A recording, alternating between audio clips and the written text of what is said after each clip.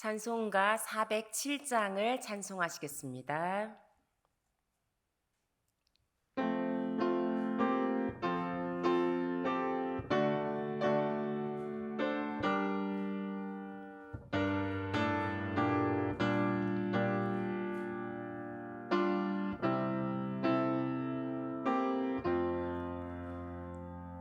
구주와 함께 나 죽었으니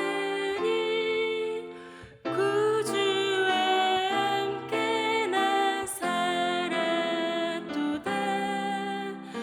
영광의 그날에 이르도록 언제나 주만 바라봅니다. 언제나 주는 날 사랑하사 언제나 새 생명 주시나니 영광의 그날에 이르도록 언제나 주만 바라봅니다. 맘속에 시험을 받을 때와 무거운 근심이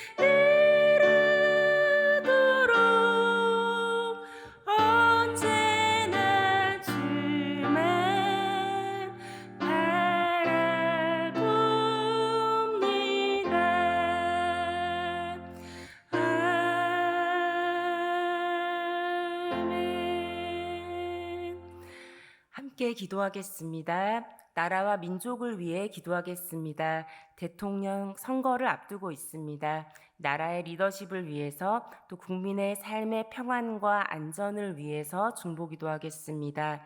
두 번째로 교회를 위해서 기도하겠습니다. 모든 모임과 예배에 하나님의 임재가 함께 하시길 기도하겠습니다. 특별히 오늘 저녁 금요기도회에 은혜 주셔서 가난한 마음으로 은혜를 구하는 모든 성도들에게 함께해 주시길 기도하겠습니다. 끝으로 박규성 위임 목사님께 늘 마르지 않는 은혜 주시고 모든 목양과 설교, 관계 가운데 임마누엘 하나님 함께 하시기를 간구하겠습니다. 이 제목 가지고 다 함께 기도하시겠습니다.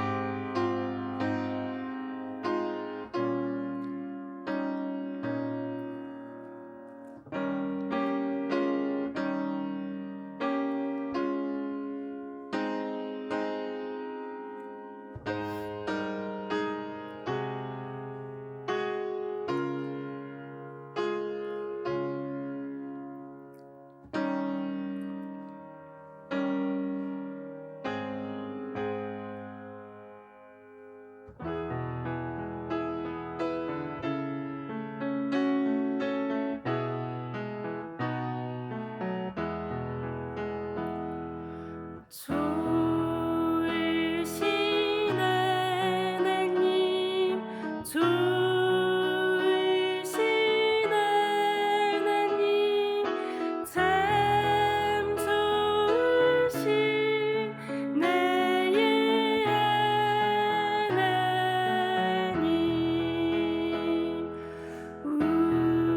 우리의 기도를 응답해 주시는 참 좋으신 나의 하나님. 한없는 은혜를 우리에게 주시는 참 좋으신 우리 하나님. 오늘 우리에게 주시는 하나님의 말씀은 요한복음 12장 23절에서 30절 말씀입니다. 신약 168쪽에 있습니다. 교독하시겠습니다. 제가 먼저 23절 말씀을 봉독합니다. 예수께서 대답하여 이르시되 인자가 영광을 얻을 때가 왔도다.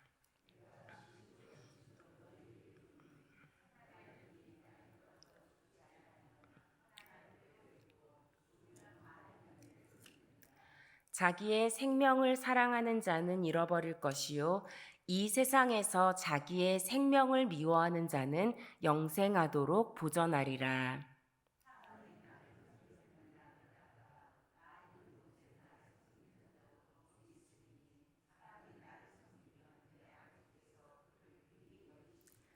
지금 내 마음이 괴로우니 무슨 말을 하리요.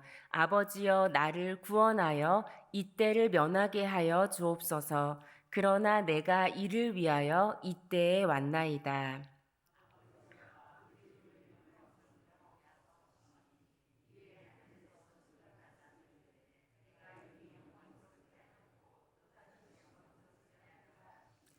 곁에 서서 들은 무리는 천둥이 울었다고도 하며 또 어떤 이들은 천사가 그에게 말하였다고도 하니 예수께서 대답하여 이르시되 이 소리가 난 것은 나를 위한 것이 아니요 너희를 위한 것이니라. 아멘. 샬롬. 이 새벽에 우리 구주 예수님을 바라보는 은혜 주시기를 축복합니다. 인생의 때를 분별하며 살아가는 사람은 참 지혜로운 사람입니다. 예수님은 자신의 때를 아셨습니다. 오늘 본문 우리가 방금 읽은 23절에서 영광을 얻을 때가 왔다라고 말씀하고 계십니다. 예수님께서 이렇게 말씀하신 이유는 우리 본문 앞에 있는 20절, 21절에 보면 헬라인 몇 명이 예수님을 만나기 원했기 때문입니다.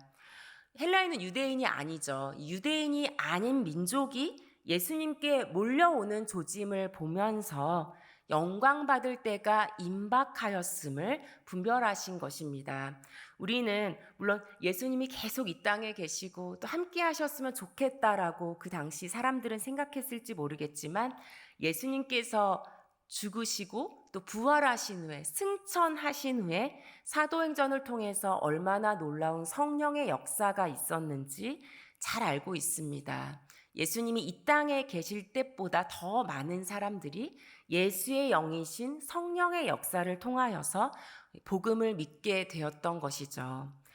복음이 그렇게 편만하게 전파되고 또 유대인에 머물러 있지 않고 이방인에 이르기까지 예수 그리스도를 믿고 성령 세례 받는 역사가 사도행전에 일어났습니다.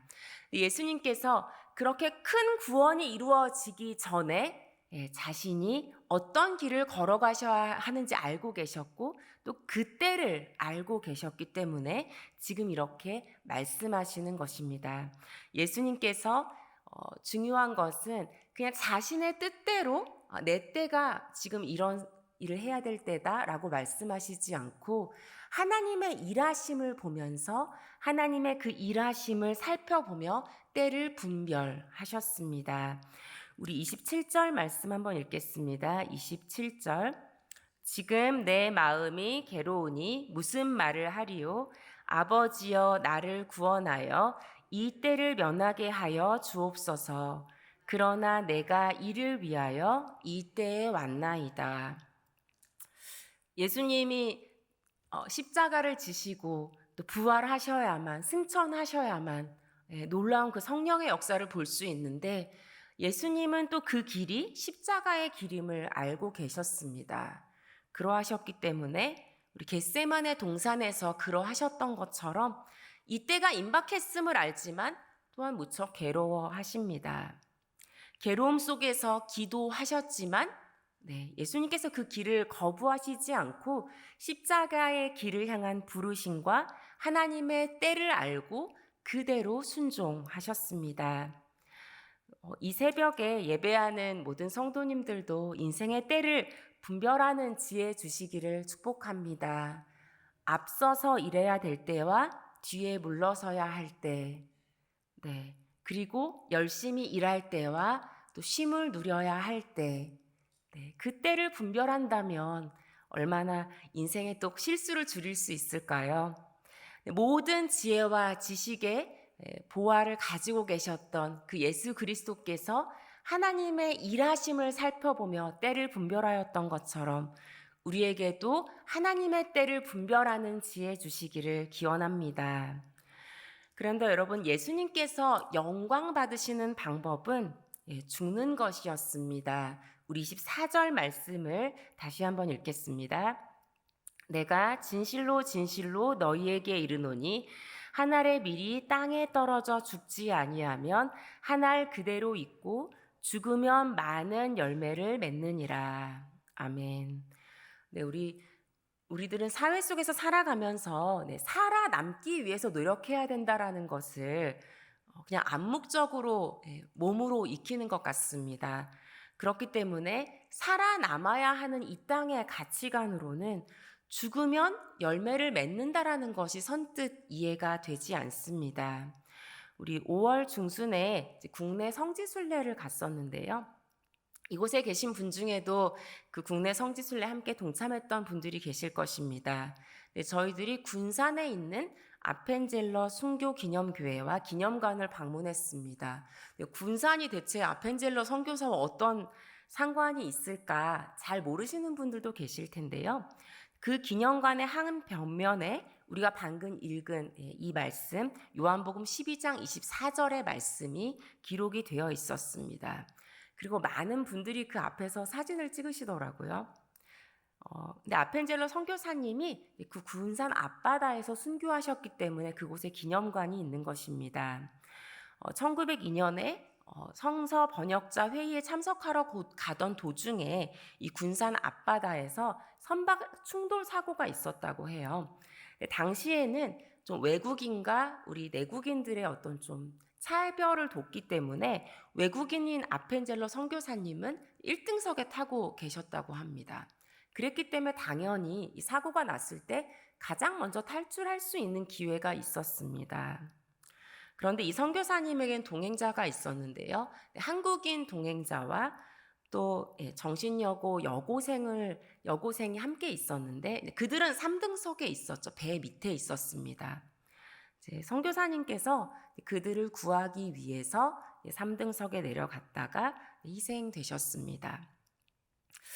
아마 효율적인 것을 먼저 생각하시는 분들은 아펜젤러 선교사님이 살아 계셨다면, 그 당시에도 그렇게 나이가 많으신 편이 아니셨거든요. 살아 계셨다면 하나님을 위해서 또 이 땅을 위해서 더 많은 일들을 했을 텐데 왜 그다지 중요한 사람도 아닌 한국 사람 그리고 여고생을 구하기 위해서 거기 내려갔냐라는 질문을 차마 겉으론 하지 못하고 마음속으로 던지시는 분들도 계실 것입니다. 능력주의에 또 효율적인 것에 깊이 물들어 살아가는 이 땅의 사고방식을 가지고 있는 우리들의 머리로는 쉽게 이해가 되지 않습니다. 하지만 순교에는 이 땅의 일만 생각하는 사고방식으로는 이해할 수 없는 신비가 있습니다. 예수님도 그 길을 걸어가셨습니다. 십자가의 죽으심으로 영광스럽게 되셨고 바로 그 방법으로 하나님께 영광을 돌리셨습니다. 또 예수님이 십자가의 죽으심으로 오늘 우리가 함께 읽은 24절 말씀처럼 많은 열매를 맺으셨습니다. 우리 예수님을 믿는 우리들은 그 말씀 앞에 설 때 내가 이 땅에서 살아갈 때 정말 큰 의미가 있다라는 것을 깨달으셔야 됩니다. 왜냐하면 우리들은 자기 목숨을 내어놓는 깊고 넓은 예수 그리스도의 사랑을 받고 살아가는 존재이기 때문입니다. 또 우리가 그 말씀과 우리가 그다지 큰 연관이 없다고 생각하기 때문에 그 말씀 앞에서 그냥 웃으면서 사진 찍을 수 있는지도 모르겠습니다. 하지만 한국 교회는 많은 순교자의 희생 위에 세워진 교회라는 것을 여러분 반드시 기억하시기 바랍니다.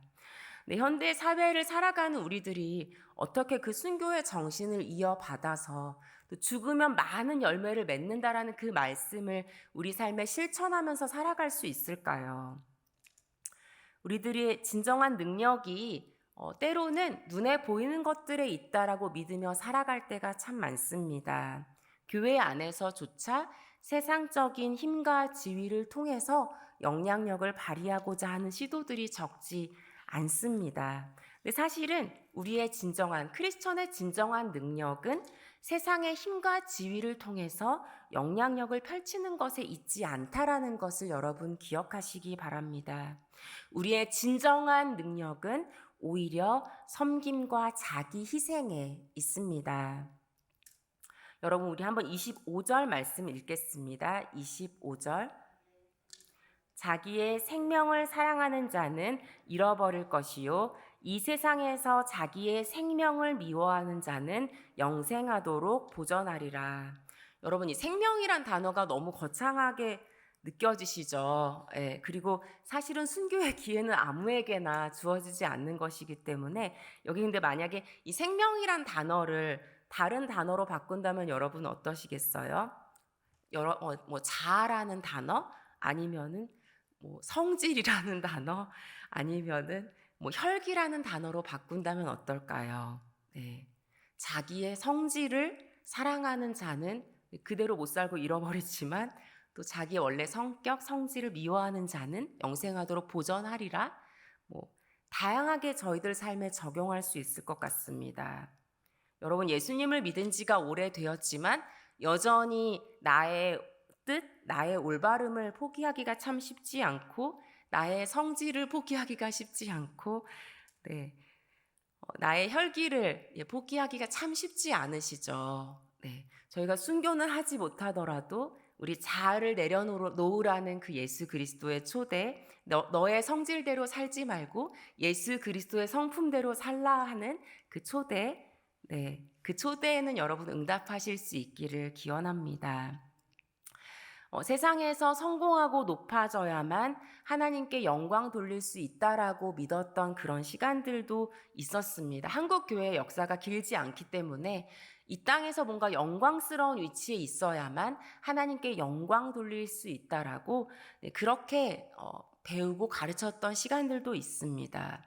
그런데 굉장히 정확하게 생각해 본다면 우리 말씀과는 좀 반대되는 그런 개념으로 생각할 수 있겠죠. 왜냐하면 우리 예수님께서 영광 받으신 방법은 죽는 것이었기 때문입니다. 교회에서 일을 할 때도 꼭 내가 드러나야 되고 내가 무엇을 맡았을 때 중요한 성과를 내야만 하나님이 기뻐하시는 진정한 열매라고 볼 수 있는 것은 아닙니다. 오히려 하나님께서는 우리가 약할 때 강함 되시고 우리가 가장 낮아져 있을 때 우리가 죽음과 같은 시간을 지나고 있을 때 그것을 통해서도 영광 받으시는 하나님이심을 반드시 기억하시기 바랍니다. 이동원 목사님의 하나님의 선물에 나오는 내용입니다. 뉴욕 장애인 회관이라는 곳이 있는데요. 이곳에 30년 넘게 붙어 있는 기도문입니다. 난 하나님께 부탁했다라는 기도문인데요. 이 기도문은 어느 무명 군인의 기도라고 알려져 있습니다. 다 읽기엔 좀 내용이 많아서요. 제가 좀 중간에 생략을 하고 읽어드리겠습니다. 나는 하나님께 나를 강하게 만들어 달라고 부탁했다. 내가 원하는 모든 걸 이룰 수 있도록. 하지만 하나님은 나를 약하게 만드셨다. 겸손해지는 법을 배울 수 있도록. 나는 하나님께 건강을 부탁했다. 더 큰 일을 할 수 있도록. 하지만 하나님은 내게 허약함을 주셨다. 더 의미 있는 일을 할 수 있도록. 나는 능력을 달라고 부탁했다. 그래서 사람들의 찬사를 받을 수 있도록. 하지만 난 연약함을 선물 받았다. 하나님의 필요성을 느끼도록. 나는 내가 부탁한 것을 하나도 받지 못했지만 내가 필요한 모든 것을 선물 받았다. 나의 어떠함과 상관없이 하나님은 내가 기도하지 않은 것까지 들어주셨다. 모든 사람 중에서 나는 가장 축복받은 자다. 끝으로 우리 26절 말씀 읽겠습니다. 사람이 나를 섬기려면 나를 따르라. 나 있는 곳에 나를 섬기는 자도 거기 있으리니 사람이 나를 섬기면 내 아버지께서 그를 귀히 여기시리라. 네, 우리 사람이 예수님을 따르고 섬긴다라는 것이 참 쉽지 않은 일이기 때문에 예수님도 오늘 도전하신다 믿는데요. 앞쪽에서는 때에 대해서 말씀하셨다면 예수님께서 장소에 대해서 또 말씀하시고 계십니다. 예수님이 있는 곳에 예수님을 섬기는 자도 거기 있다라고 말씀하시고 있어요. 네. 여러분 어느 장소에 주로 계십니까? 네, 예수님이 계신 그곳, 예수님의 마음과 눈이 머무시는 그곳에 여러분 거기에 변함없이 서 계십니까? 그리고 그곳에서 나의 뜻과 나의 자아가 아니라 바로 살아계신 예수 그리스도를 따르며 서 계신지 질문하고 싶습니다. 예수님을 알지 못하는 친구나 여러분의 가족, 여러분의 이웃이 여러분을 떠올렸을 때 무엇을 떠올릴지 생각해 보신 적 있으십니까? 네. 예수님을 섬기는 사람, 예수님을 따르는 사람으로 또 예수님을 떠올릴 수 있기를 진심으로 축복합니다. 오늘을 사는 그리스도인은 변함없이 예수님이 기뻐하시는 곳에 서 있어야 되고 그곳에서 예수님을 따라야 하는 도전 가운데 있습니다. 여러분, 회사 일로 또 어떤 분들은 교회 일로 굉장히 바쁘게 살아가시지만 정작 중요한 예수님을 잊어버린 채 살아가고 계시지 않습니까? 여러분이 서 계시는 곳에서 예수님을 따르십시오. 그리하여 다른 어떤 사람이 아니라 바로 살아계신 하나님 아버지께서 귀하게 여기시는 사람, 귀하게 여기시는 복된 삶 살아가시기를 진심으로 기원드립니다. 함께 기도하시겠습니다. 참 좋으신 하나님 감사드립니다. 이 새벽에 예수 그리스도를 바라보게 하시니 감사드립니다. 예수님께는 모든 지혜와 지식이 있으심을 믿습니다. 그 예수님께서도 하나님의 일하심을 바라보며 그 하나님의 때를 분별하며 순종하셨습니다. 하나님 이곳에 계신 모든 성도님들 인생 가운데 주어진 하나님의 때를 분별하며 순종할 수 있는 지혜 더해 주시기를 기도합니다. 하나님 또한 주님께서 우리 가운데 예수 그리스도를 바라보는 믿음을 더하여 주시옵소서. 예수님께서 죽음으로써 하나님께 영광 돌렸던 것처럼 때로는 내 자아가 죽고 내가 힘든 시간들을 거치더라도 그 주님의 때에 순종하며 주님께 영광 돌리기 원하는 마음으로 살아갈 수 있도록 우리와 함께하여 주시옵소서. 하나님, 내가 드러나지 않더라도 내 자아가 죽더라도 오직 예수 그리스도께서 높아지시며 하나님께 영광 돌리는 삶이 될 수 있도록 승리교회 성도님들 한 분 한 분을 축복하여 주시옵소서. 하나님 또한 우리들 다른 곳 가운데 우리 마음과 시선을 돌리지 않게 하시고 그곳에 집중하지 않게 하시고 예수님의 눈과 마음이 머무는 곳 그곳에서 예수 그리스도를 따르는 우리가 될 수 있도록 축복하여 주시옵소서. 하나님, 생명을 사랑하는 자는 잃을 것이요 생명을 하나님께 드리는 자는 영생하도록 보전하리라 말씀하셨습니다. 나의 위치, 나의 생명, 나의 삶보다 하나님께 영광 돌리기 원하는 거룩한 소망으로 살아갈 수 있도록 이 새벽 우리와 함께하여 주시옵소서. 주님께 모든 것들을 맡겨드리며 이제는 우리 주 예수 그리스도의 은혜와 하나님의 사랑과 성령의 교통하심이 예수님이 계시는 곳에서 예수님을 따르기 원하는 성도님들 위해 축복으로 주신 가정과 일터 위에 나라와 세계 위에 영원토록 함께 하시기를 간절히 축원하옵나이다. 아멘. 네, 이 시간 우리 자신의 삶을 돌아보며 우리 하나님께 기도했으면 좋겠습니다. 예배드리지만 또 교회 안에 있지만 하나님을 믿는 사람으로 오래 살았지만 예수 그리스도를 잊어버린 채 살고 있다면 다시 예수 그리스도를 바라보는 믿음 부어달라고 기도했으면 좋겠습니다. 그리하여 나의 고집이나 나의 자아를 내려놓고 우리 하나님의 때를 분별하며 주님께 순종하는 복된 발걸음이 되게 해달라고 또 예수님께서 두시고자 하는 그곳에서 예수님을 믿고 따르는 참된 기쁨의 삶 살아갈 수 있도록 하나님 인도해달라고 기도했으면 좋겠습니다. 그리하여 우리 주위의 이웃과 또 가족들에게 아직 예수님을 알지 못하며 예수님 안에 거하지 않고 있는 사람들에게 예수님을 따르는 삶, 예수님을 섬기는 자로서의 삶으로 드러나는 우리의 삶이 될 수 있도록 축복해 달라고 이 시간 함께 기도하시겠습니다.